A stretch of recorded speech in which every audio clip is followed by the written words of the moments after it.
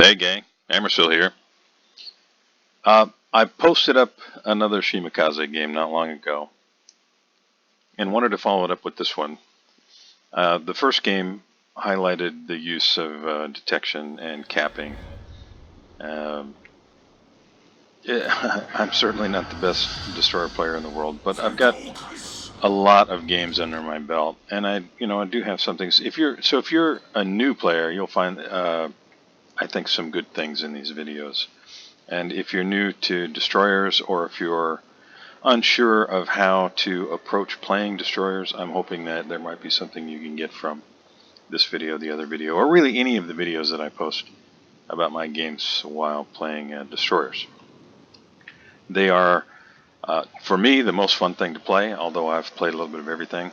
Not so much CVs since the rework, but certainly a lot of games in battleships and cruisers as well. Okay, so the other game focused again on capping, trying to stay angled up against the threat of enemy torpedoes, and laying out torpedoes in ambush for, ideally, for ships that are pushing toward you. This game is much more challenging. This was a much more challenging game to play. The other one really was just dropping torps ahead of ships that were pushing and ambushing them in that way. In this game, as you'll see, the enemy players do a much better job, and the game lasts a lot longer than in the other video. Okay, so you can see I've got radio detection.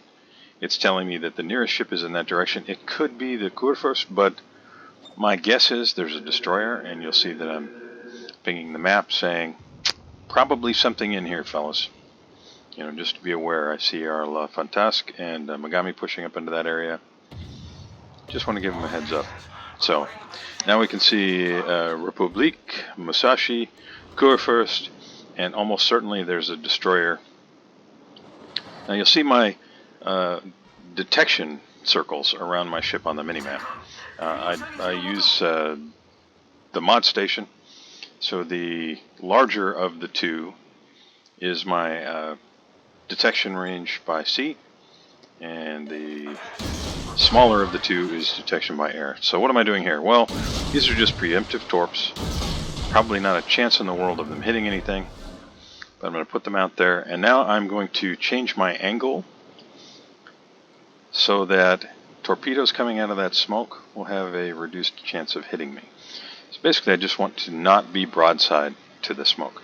I also want to stay somewhat angled to the area that you're looking at dead ahead in the view there, just in case there's another DD. We got 3 DDs on the enemy team.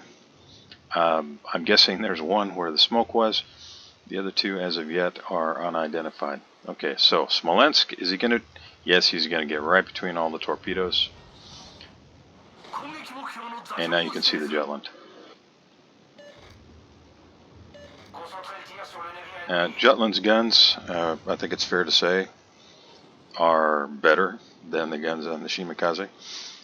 Now, I was able to secure the cap briefly. We have a 30-point lead. Jutland's really fast reload smokes may be back up, or there may be another DD there. I'm guessing there's another DD there, and I'm going to act accordingly. Now you can see Akazuki was over at Bravo, the enemy Akazuki, and our La Fantasque and Fletcher are dealing with that. But right now my assumption is, since the other DD, now I'm sure, has to be at Charlie, because there are no capital ships, larger ships, visible there by any of our guys. Now, right now, I'm just repositioning, trying to get better angles on these approaching ships, being aware constantly of what my radio detection says is the nearest target. So I know that the enemy DD that is currently capping is just sitting kind of in the north end of the Alpha cap. I'm a little disappointed that our Montana, Des Moines, Smolensk, and Soyuz are all really, they're not doing much there at Charlie, and it looks like we're going to lose Alpha. I thought about throwing some torps north across the cap, but probably by the time they reached any potential target, the potential targets would have moved, particularly the destroyer that may have been in that smoke over there. Now, you can see our North Carolina is running away down there at J6.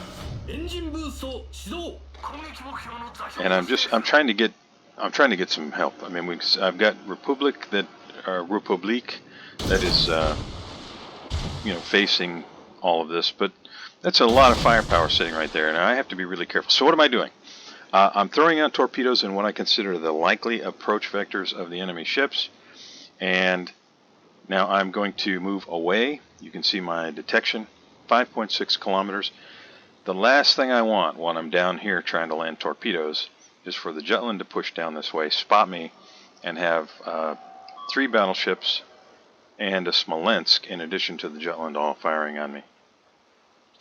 Just having a look to see whether any of them might actually connect. Smolensk is pretty wiggly, so I've got my doubts. But, miracle of miracles, bam. And now I'm going to ping that ship. I'm just trying to help my friends in the battleships. I kind of remind them, hey, zoom out occasionally. And, I just really banged this guy up. If you can hit him, now's a good time. I'm still guessing that Jutland is probably the closest thing to me. He's probably just ahead of his ships. And there he is. Now, the radio location skill on your captain does provide the enemy some intelligence. When you know you're radio located, it can give you some idea of where the enemy with that skill is. But I still think it's so useful that for me, it's kind of a have to have on the Shimakaze, or really any. It's helpful on any torpedo ship. I mean, for me, that's just the truth. Okay, so now I'm trying to determine where I can throw the next set of torpedoes, and I'm watching our team lose our Republique, and now we're down on points. It's not by much, 15 points, but we are currently losing, and our North Carolina, he's really not doing much, and you'll see in a few minutes, within the next few minutes, he's actually going to begin to complain a little bit about, unless I missed it and he already did it, but he was, talking about how there's no way to win, you're always up tiered, and I responded honestly, if not too kindly. I wasn't abusive or anything, but you'll see. So I'm looking at the situation right now, and I'm saying, okay, we're down 4 ships, they're down 3. They actually have 2 caps to our 1. Our North Carolina is in flight. Our De Grosse and Montana and Soyuz are, at least as far as I'm concerned, in a bad position. You got Azau, Seattle, Georgia, and maybe their Akazuki is over here, but the Zau's got 10-kilometer torps and a great detection range. Now I can understand why they might not want to push, given the situation now, but I'm still kind of, I guess I'm a little irritated, if I'm being honest, while the game was being played, that they sat back so far and allowed the Charlie to fall completely into the enemy hands. Now we're down 5 ships to 3, and we're down 250 points or so.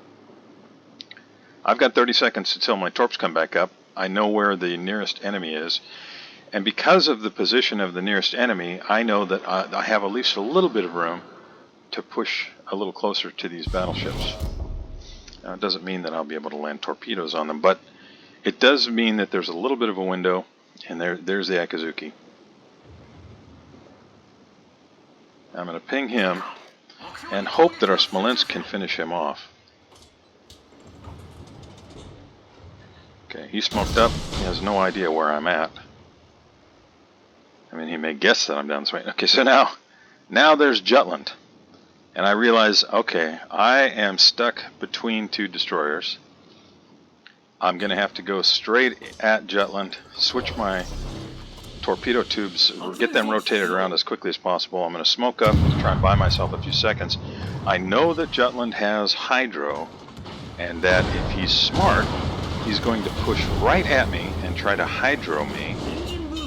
Again, I'm just trying to buy a little bit of time. Alright, so what am I doing? Okay, I got the Ikazuki. I'm hoping that the Kurfürst or the Musashi will think I'm 100% worried about the Jutland, and I'm debating about whether to throw torps out on that side. Okay, so there's the hydro. Now, can I juke this guy? So I'm going to go this way, make him wonder. I don't know whether he's already thrown his torps. I'm guessing he hasn't. Now I'm just slamming on the brakes. And that should do it. I just have to hope he doesn't get his torpedoes around, and he didn't. I've got smoke to hide behind. And he's gone. Now you can see I took some damage there, but in the last minute or so managed to take out the Ikazuki and now the Jutland. That opens up some possibilities for me.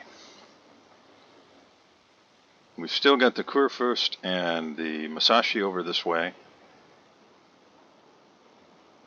Alright, Kurfürst, given his position, really tough target for me. He's basically at the max range for my torpedoes, and he's moving away, so there's no point in trying to torpedo him. But Musashi is over here, and I still have one tube of torpedoes ready to go, and now I've got a second. So I'm going to see what I can do against the Musashi.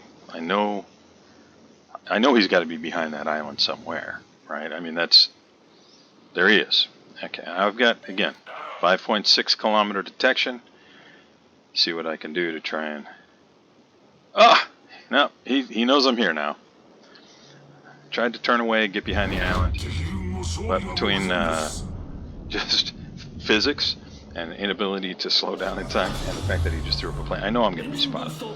So it really now becomes, for me, so I'll activate my AA.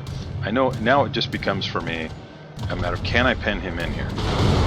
I'm going to use these torpedoes to slow him down. I'm sure he's got the brakes on.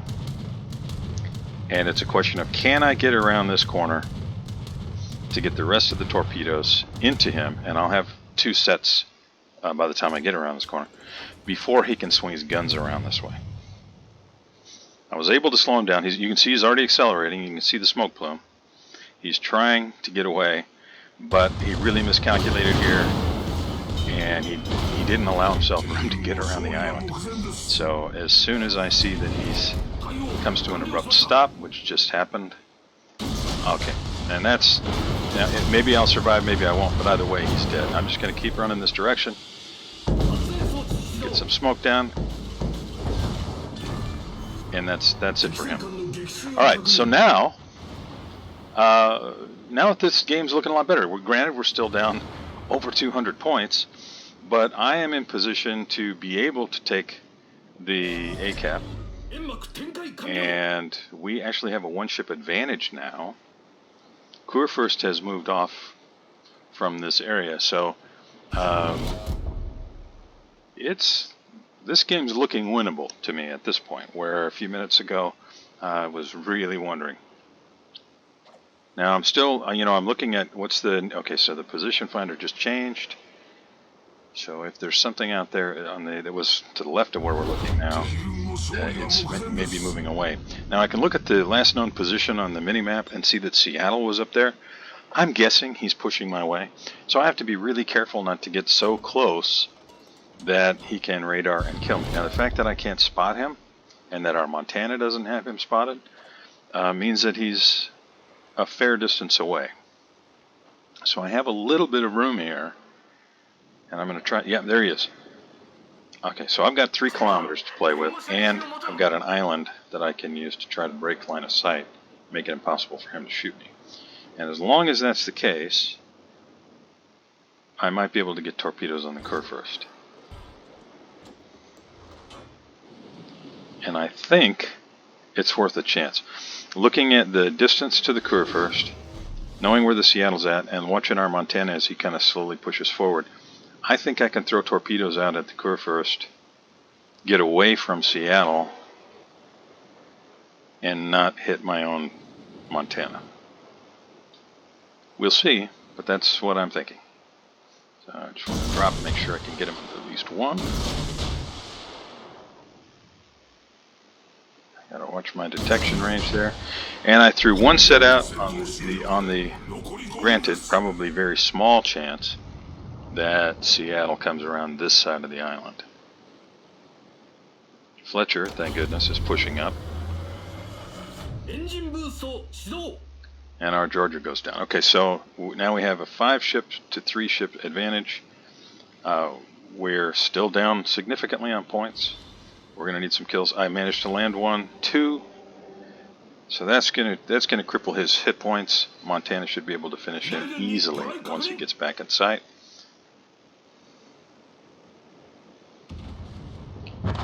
And there's the... Yeah, so that was Kurfürst Hydro, I think, initially, and now Seattle has, I thought, used his radar.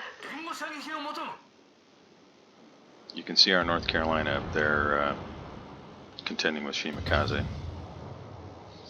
Now I had high hopes here that Fletcher might get the Seattle.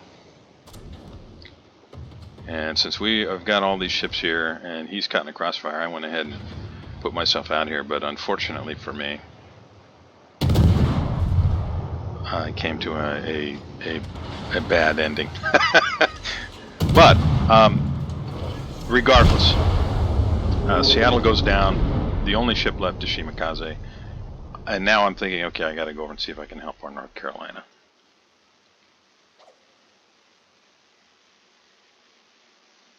He's almost dead. And he's running broadside to Shimakaze.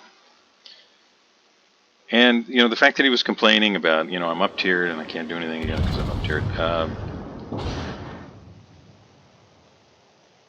It makes me think, okay, maybe if I just offer some friendly suggestions. Fletcher's on the way. He's going to try and help. And he's got the gunpowder to be able to finish Shima, especially with Shima's guns all pointed this way. Because the Shima turret rotation is so slow. So, you can see there, just told the North Carolina, turn into him, use only your front guns, and it's going to be, you know, watch for his torpedoes.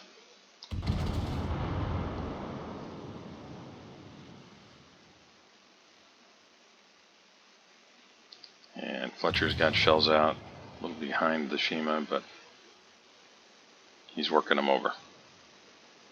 Just plinking and plunking, a little bit of damage, a little bit of damage.